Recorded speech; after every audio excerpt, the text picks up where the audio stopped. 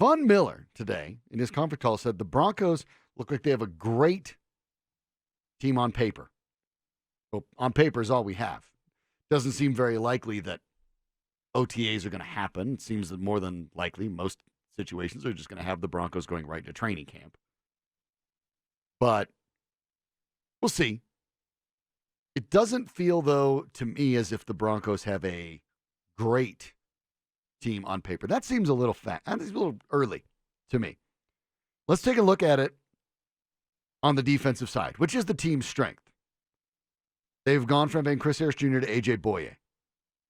That's an improvement. They've gone from Josie Jewell at the beginning of last season to A.J. Johnson. That stays the same. That's an improvement. Bradley Chubb will be healthy again.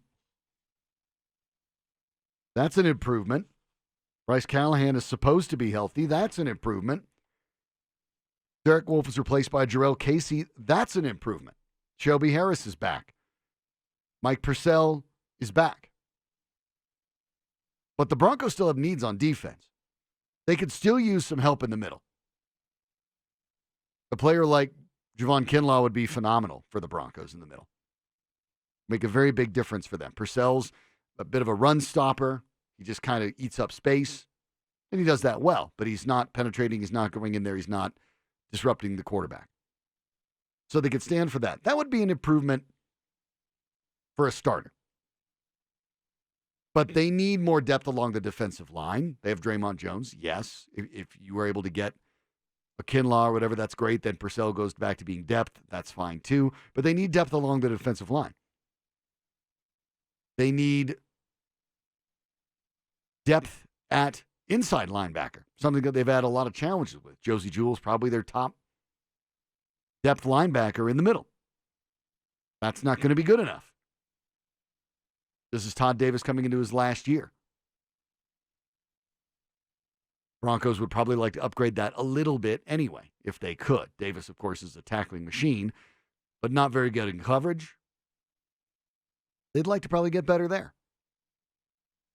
Would a long-term fit like a Kenneth Murray make sense there? Or a Patrick Queen? They're definitely going to need depth at cornerback. Now, Harris has been swapped out for Boye, and Callahan should start, but you saw the parade of guys that were on the outside for the Broncos. Isaac Yiadom, Devontae Bosby, Duke Dawson. Bosby looked okay for a game or two before he got hurt, but that doesn't mean, of course, you're going to count on him. And the Broncos need someone to replace Will Parks. Will Parks could play safety at both spots in a pinch. He's really underrated. Very valuable member of this defense. Kind of a Swiss Army knife for them. He's not easily replaced. You need another safety. So on the defense alone, you need at least a cornerback, a safety, another inside linebacker, and at least one more person on the defensive line. So that's 4 right there, where I would feel that you're looking at great. Probably only one starter needs to be improved, but you're going to need depth. Now, on the offense, it's a different animal. Now, your running back tandem is taken care of with Melvin Gordon and Phillip Lindsay. You know you have your tight end in Noah Fant. You know you have your left guard in Dalton Reisner. You paid Graham Glasgow to be your right guard. Jawan James is supposed to be back and healthy. You can get a little bit of what you paid very, very good money for last year. When James' contract was signed, it was the highest paid right tackle in the history of the NFL. It's since been surpassed. Broncos gave him big money. And then you have 2 issues on the line. One, you don't know who's playing center. Connor McGovern left. Patrick Morris is the next kind of guy up. But if you're going to rely on that, that's pretty risky. Broncos need a center, maybe even a starting center. I've said that they need to walk out of this draft with either Cesar Ruiz, Lloyd Cushenberry III, or Tyler Biadasz, the 3 best centers in this draft. I firmly believe that's the case. And they need a both short and long-term replacement for Garrett Bowles. I don't think that's in dispute either. There are some people who think he'll be okay for this year. I'm not one of them. But they definitely need to replace him long-term. Your best opportunity to do that might be with the 15th pick in the draft. Andrew Thomas of Georgia happens to be the one I like best. But Jedrick Wills, Tristan Wirfs, they'd be immediate upgrades over Garrett Bowles. So you need that. And, of course, we know about the wide receiver. Shawn Hamilton's not a number 2 guy. The Broncos need to go get one. It's nice that we're not talking about the quarterback situation anymore. Drew Lock is there. That's handled. It's handled for now. We don't know if Drew Lock's going to be a Pro Bowler multiple times over, but for 2020, you got your guy. And that's a big part of this. You got your guy. But when you look at the offensive side now, you still need a number 2 receiver. You still need a starting center. You need an improvement at left tackle. And you need depth. You have Elijah Wilkinson for depth, and that's good, but you need another. So you need, by the way, 2 wide receivers, not just one. You need a wide receiver 2 and a wide receiver 3. So you got 2 wide receivers, a center, left tackle, and a backup interior offensive lineman. That's 5. They've improved at the punter position. You know, you've got a kicker, but they still need 9 players for me to feel like this will be a great team. The Broncos probably are not going to have that many draft picks hit. You're probably not going to find 9 guys that are going to be aces. That's hard to do.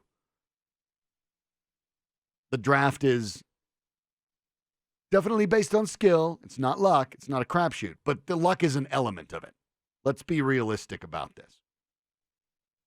And if the Broncos are going to do the best player available idea, which, by the way, nobody really does. It's best player available at a position of need. That's how it works. The Broncos are not going to make a running back their number 15 pick, for example. They're not going to do that. They're not going to make a safety the number 15 overall pick. They're not going to do that.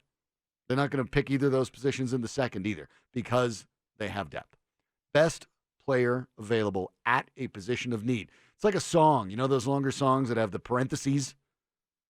The song name is something, and then there's the parentheses on the outside of the song title. That's what it is. Best position or best player available, in parentheses, at a position of need.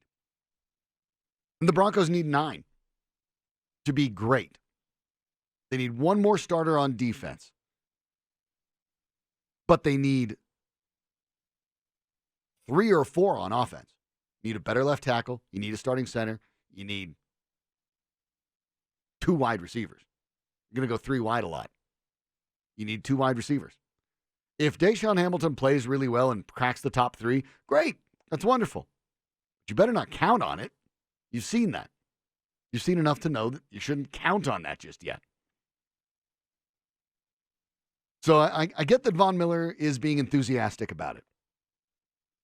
And I appreciate that. And the Broncos are much better. They have not made a move yet that has made this team worse. Not one.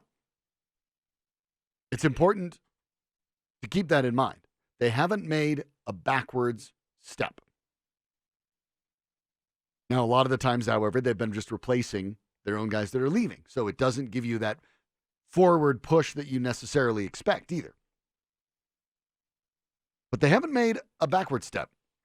But to be great, to say they're a team that should be a lock to make the playoffs, they're not there yet. They're just not there yet. They could get there, but to do it, they need 9 more players. And one of them has to be a starter on defense. Probably 4 of them have to be a starter on offense for this team to be considered great on paper.